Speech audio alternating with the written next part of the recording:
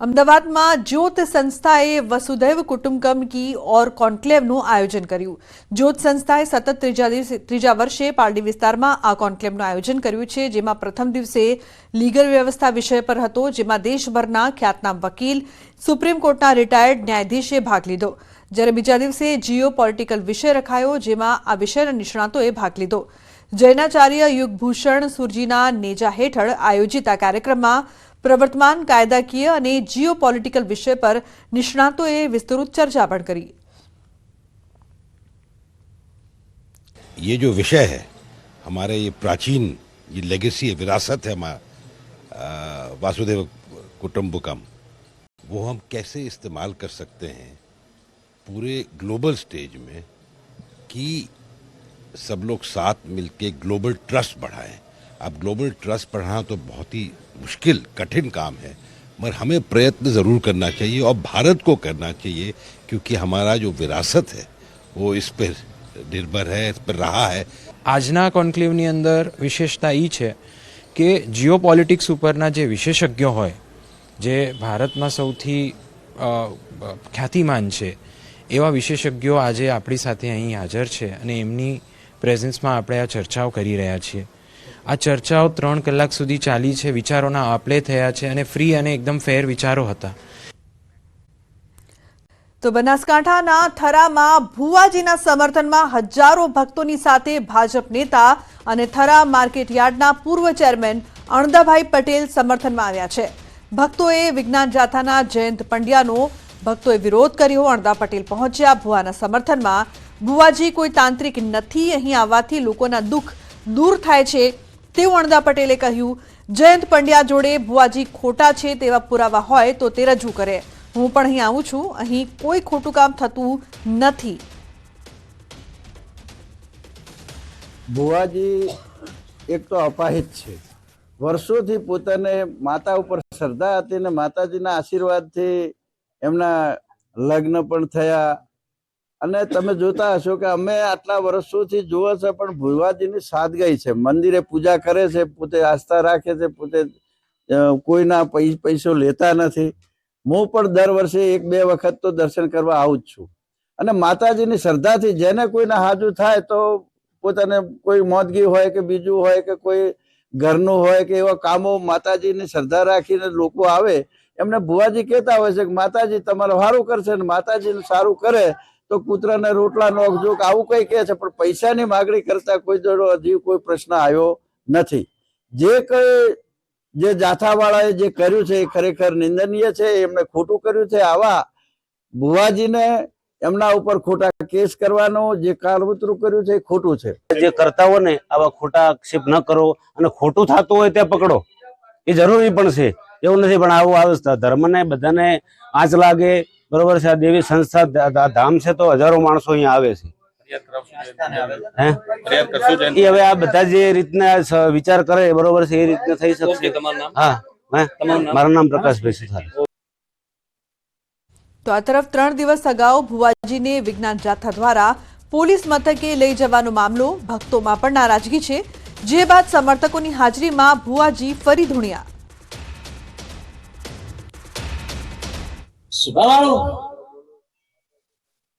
કે ભાઈ જૈન પંડ્યાએ જે 12મો કેસ થી આગળ કેસ વધારવા જતા મને 12 વાટે ભીડી ગયો છે। શું કહું છું, અનસ્વરૂપ મારું નામ શીખોતર નથી, હવને કરેલા હવને ભોગવવાના પડશે। જૈન પંડ્યાએ ફોન કર્યો કે રાજકોટ આવી એના માણસો આવીને મને કીધું છે ને તમે ક્યાં થરા જોયું હતું એમ, તો એ જે માં મેલ્યા એને તો બારે લાવી એટલા વાળું માતા કુસુ ઘણા દાડમ બારી લાવું સમજી છે બોલી હતી, ઘણા દાડમ બારી લાવું અંજમાં મીડિયા છે એમ જો કદી મીડિયા ઘણા ના કરો મારું નામ શીખોતર શું કહું છું, હું તો વર્ષોથી છીએ। કાલ બપોરે રૂવલજી છે તો હકાપા પડાવીશું। શું કહું છું, સભા વાળું તો દુનિયામાં મહાદેવ કુબેરની માતા નાખે સભા વાળું। અને તમને દુઃખ શું છે તે પ્રજાવી લોકો મહાદેવની માતા એવું બોલું છું કે જો કદી મહાદેવ કોર્ટે સર્વે જૂનું થઈ ગયું છે. મારી સ્થાપનાથી તાર હું માતા બોલી હતી મા મને લઈ આવે હું ચેવું બનાવું છું. હવે રચના ના રચું હું મારું કુબેરનો દેરો નથી. અન્ય સમાચાર અમદાવાદથી રાજશ્રી કોઠારીને કોર્ટમાં રજૂ કરાઈ. રાજશ્રી કોઠારીને ગ્રામ્ય કોર્ટમાં રજૂ કરાઈ. રાજશ્રી કોઠારીની રાજસ્થાનથી કરાઈ છે ધરપકડ. તો ખ્યાતિકાંડમાં આરોપી છે રાજશ્રી કોઠારી. 2021થી હોસ્પિટલમાં ડિરેક્ટર પદ પર હતા રાજશ્રી કોઠારી. તો મહત્વનું છે કે ખ્યાતિકાંડમાં આરોપી છે રાજશ્રી કોઠારી, જેને કોર્ટમાં રજૂ કરવામાં આવી.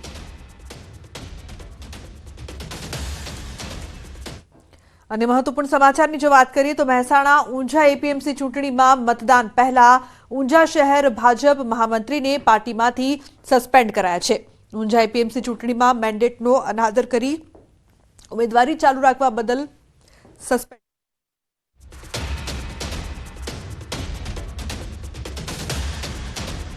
તો મહેસાણા જિલ્લા પ્રમુખ ગિરીશભાઈ રાજગોરે શહેર મહામંત્રી દીપકભાઈ જયંતિલાલ પટેલને કર્યા સસ્પેન્ડ. દીપકભાઈ જયંતિલાલ પટેલે વેપારી વિભાગમાં નોંધાવી છે ઉમેદવારી.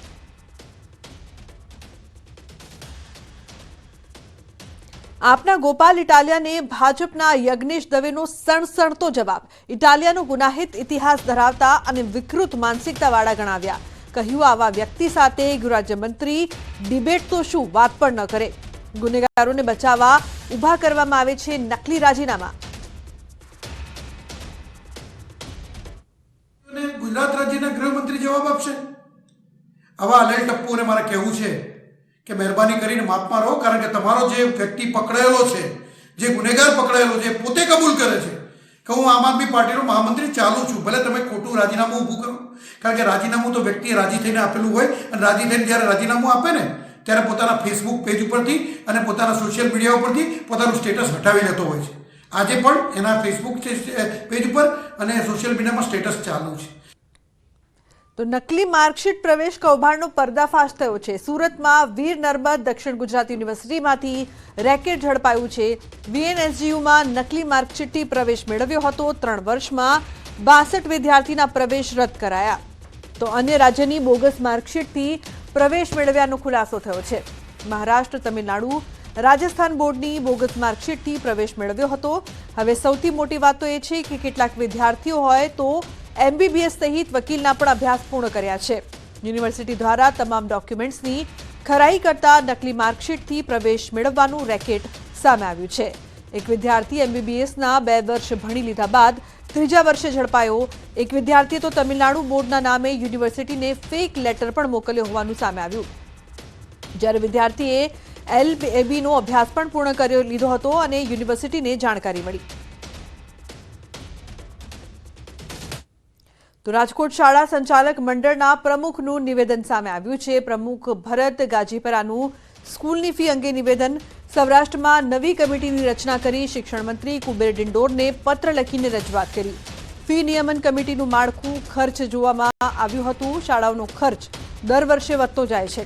અમે રજૂઆત કરી, નિયમન કરો, નિયંત્રણ નહીં.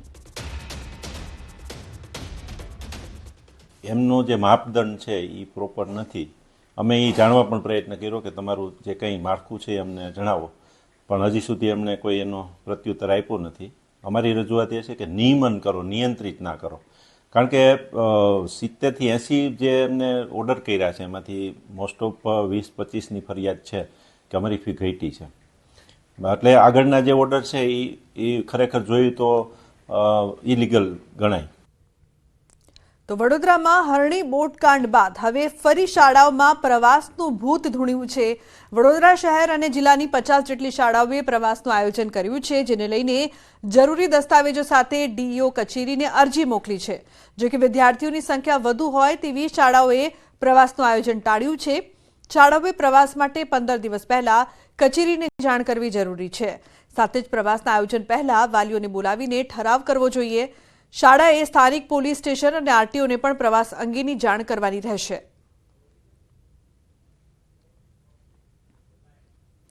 ન ફક્ત મહેસાણા, પાટણમાં પણ રખડતા ઢોરનો ત્રાસ યથાવત છે. જિલ્લાના રાધનપુર શહેરમાં નાની શેરીને રખડતા ઢોરે બાનમાં લઈ લીધી. ખારીવાસ મહોલ્લામાં 2 આંકલાઓનું યુદ્ધ સીસીટીવીમાં કેદ થયું છે। રહેણાંક વિસ્તારમાં આખલા જાહેરમાં લડતા લોકોના જીવ પડીકે બંધાયા। તો મહોલ્લામાં આખલા લડતા લોકોએ છોડાવવા પાણીથી લઈને લાકડીનો પણ સહારો લીધો। રાધનપુર શહેરમાં અવારનવાર જાહેર માર્ગો તેમજ મહોલ્લા પોળમાં જોવા મળે છે આખલા યુદ્ધ। તેમ છતાં તંત્ર ઘોર નિંદ્રામાં જોવા મળી રહ્યું છે। તો લોકોમાં ડરનો માહોલ। રખડતા ઢોરની સમસ્યા, રહીશો પરેશાન। રમતા કિશોર પર રખડતા ઢોરનો હુમલો। મહેસાણાના પીલાજીગંજ વિસ્તારનો બનાવ સીસીટીવીમાં કેદ થયો છે। તો ગાયે ભેટું મારીને કિશોરીને ઉછાળીને પટક્યો। નીચે પટકાતા કિશોરના માથામાં ગંભીર ઈજા થઈ છે। ઘાયલ કિશોરને હોસ્પિટલ દાખલ કરાયો છે। વંશ આયુર્વંધુ નામનો કિશોર હાલ સારવાર હેઠળ છે। બનાવ બાદ સ્થાનિકોમાં પણ ભારે રોષ જોવા મળી રહ્યો છે। એક જ દિવસ એક જ ગામમાં બે લોકો પર દીપડાનો હુમલો। દાહોદના લીમખેડાના અગારા ગામમાં દીપડાનો આતંક જોવા મળ્યો। લોકોમાં ભારે ડરનો માહોલ છે। સવારે યુવક તો સાંજે મહિલા પર દીપડાનો હિંસક હુમલો। ગઈકાલે સવારે દીપડાએ યુવકના મોઢા, હાથ અને છાતીના ભાગે પંજા મારીને હુમલો કર્યો હતો।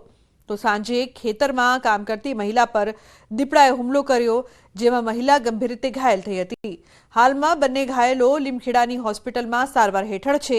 એક જ દિવસમાં માનવ લોહી તરસ્યા દીપડાના હુમલાથી ગામમાં ભારે ડરનો માહોલ છે। તો વન વિભાગે હાલમાં દીપડાને કેદ કરવા પાંજરા ગોઠવ્યા છે।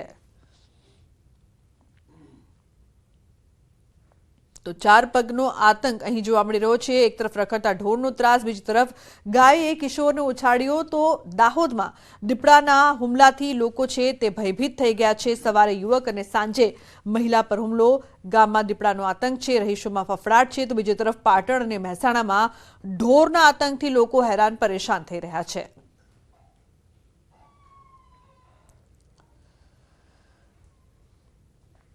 બહારનું ભોજન ખાતા પહેલા ચેક કરી લેજો। વલસાડમાં હોટલમાં ખીચડીમાંથી નીકળ્યો છે વંદો। ગ્રાહકે વિડીયો વાયરલ કર્યો છે। નેશનલ હાઈવે 48 પર પારનેરા ગામ નજીક આવેલ હોટલનો બનાવ છે। ગ્રાહકે મંગાવેલી ખીચડીમાંથી નીકળ્યો વંદો। 365 ગ્લોબલ કિચન નામની હોટલમાંથી ગ્રાહકે ખીચડી મંગાવી હતી, જે બાદ વંદો નીકળતા હોબાળો કર્યો। હોટલ વિરુદ્ધ ફૂડ વિભાગમાં કાર્યવાહી કરાઈ છે। ફૂડ વિભાગે સમગ્ર મામલે તપાસ હાથ ધરી છે।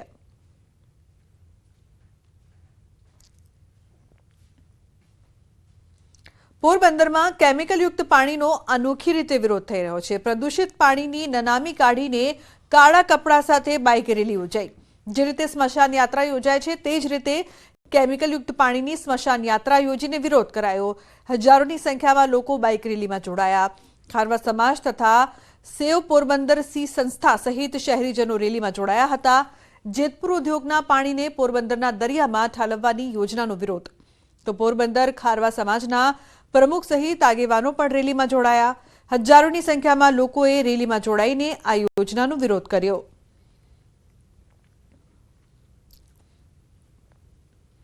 ગીર સોમનાથમાં છાત્રોને સહાયમાં મળતી સાયકલો ધૂળ ખાતી જોવા મળી રહી છે। મોટી સંખ્યામાં સાયકલો ધૂળ ખાતી અને આડેધડ ફેંકી દેવાયેલી હાલતમાં જોવા મળી।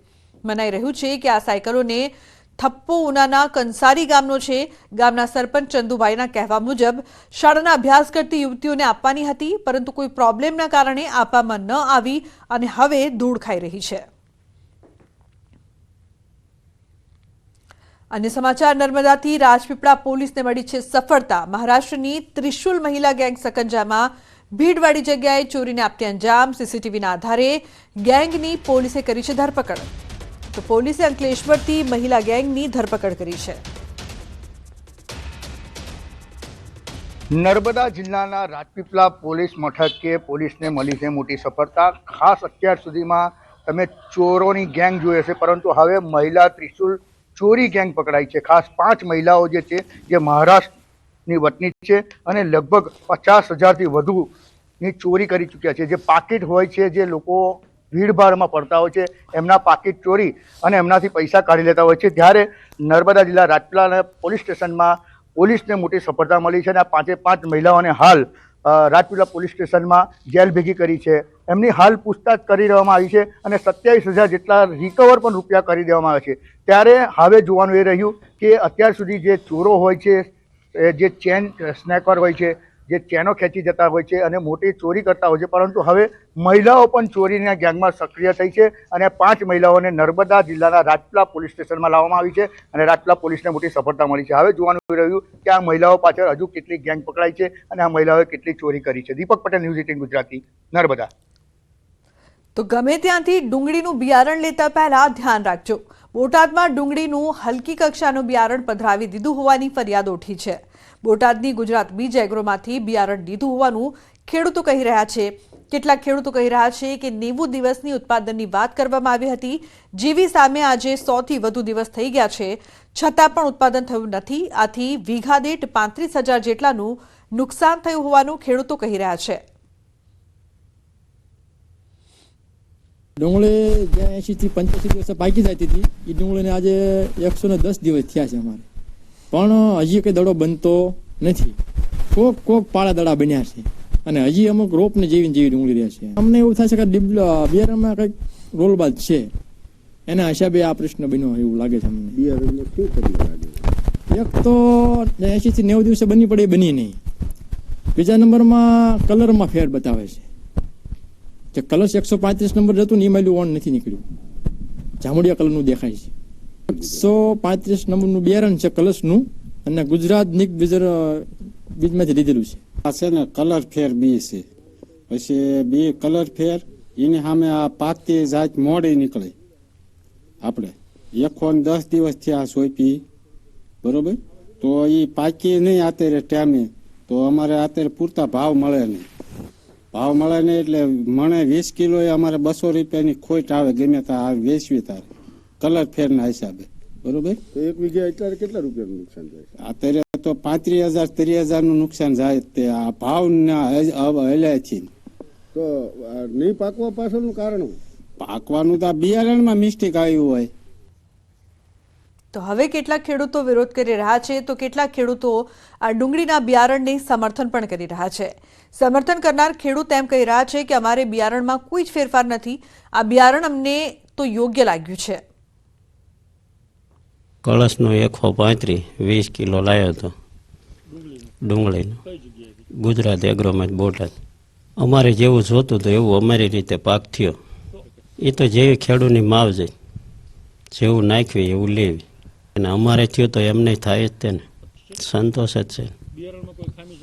ના, અમારી રીતે નથી. હવે આ તો રહી ખેડૂતોની વાત. કેટલાક ખેડૂતો વિરોધ કરી રહ્યા છે, તો કેટલાક ખેડૂતો સમર્થન પણ કરી રહ્યા છે. ત્યારે ન્યૂઝ 18 ગુજરાતીની ટીમે ડુંગળીનું બિયારણ વેચાણ કરનાર ગુજરાત બીજ એગ્રોના દુકાનદાર સાથે વાત કરી, તો તેઓ કહી રહ્યા છે કે અમે 1-2 નહીં 35 ટન ડુંગળીના બિયારણનું વેચાણ કર્યું છે. હજુ સુધી આવી કોઈ ફરિયાદ ઉઠી નથી. ઉલટાનું તેમણે એમ પણ કહ્યું કે હજુ સુધી કોઈ ખેડૂતોની ફરિયાદ મળી જ નથી. આ ખેડૂતો દ્વારા રૂપિયા પડાવવાનું કાવતરું છે. જે આ પ્રશ્ન તમારી પાસે ખેડૂતોનો આવે છે એ લગભગ છેલ્લા 10 દિવસથી છે, અને એ ખેડૂતોને બધાને આપણે કીધેલું છે કે તમે જે 5-15 જણા ભેગા થશો, એ સિવાય બીજે વાવેતર થયેલું હોય તો એ જગ્યાએ અમે તમને રૂબરૂ પ્લોટ બતાવી દઈએ. કંપનીના સ્ટાફ આવીને બતાવેલા પણ છે, અને જે આ પેકેટ છે એ 2300 પેકેટનું અંદાજિત વેચાણ છે.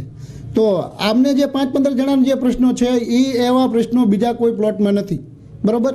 તો એના માટે થઈને જોવું, પણ છતાં પણ ખેડૂતોને કોઈ જો અસંતોષ હોય તો એના માટે કોઈ પણ લીગલ કાર્યવાહી થાય તો અમે એ ખેડૂતોના સાથ સહકારમાં છીએ.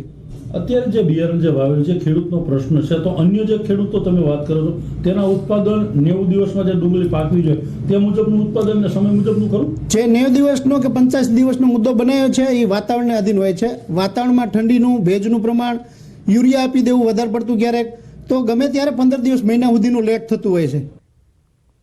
તો સુરેન્દ્રનગર જિલ્લામાં યુરિયા ખાતરની અછત સર્જાઈ છે. વઢવાણ માર્કેટિંગ યાર્ડમાં ખાતરના ડેપો પર ખેડૂતોની લાંબી લાઈનો લાગી છે. લાઈનમાં ઊભા રહેવા છતાં પૂરતા પ્રમાણમાં ખાતર ન મળવાનો ખેડૂતોનો આક્ષેપ છે. માત્ર 6 જ થેલી ખાતર આપવામાં આવતું હોવાનો ખેડૂતોનો આક્ષેપ છે. ખેડૂતોને હાલ શિયાળુ પાક માટે યુરિયા ખાતરની તાતી જરૂરિયાત. પૂરતા પ્રમાણમાં ખાતર ન મળતા પાકમાં ઉત્પાદનમાં ઘટાડો થવાની શક્યતા. સરકાર દ્વારા પૂરતા યુરિયા ખાતરનો જથ્થો ઉપલબ્ધ કરાવવામાં આવે તેવી માંગ. અમારે 100 વીઘાની ખેતી છે અને ખાતરમાં અમે 3-4 દિવસથી અહીંયા આંટા મારી છે, છતાં પણ અમને મળતું નથી. અત્યારે લાઈનમાં ઊભા રહી ત્યારે 6-6 થેલી અમને આપે છે. અમારી જરૂરિયાત 20-25 થેલીની છે. એટલે અમને ટાઈમે ખાતર મળે એવું સરકારશ્રીને અમારી એવો વિનંતી છે કે ટાઈમે ખાતર મળે એવું કરો. અત્યારે અમારા પાકની અંદર અત્યારે ખાસ જરૂરિયાત છે. મારી પાસે 15 એકર જમીન છે.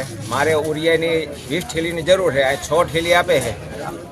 આખો દિવસમાં આ ત્રીજો ધક્કો છે મારે, અને 6 થેલી રોજ આપે.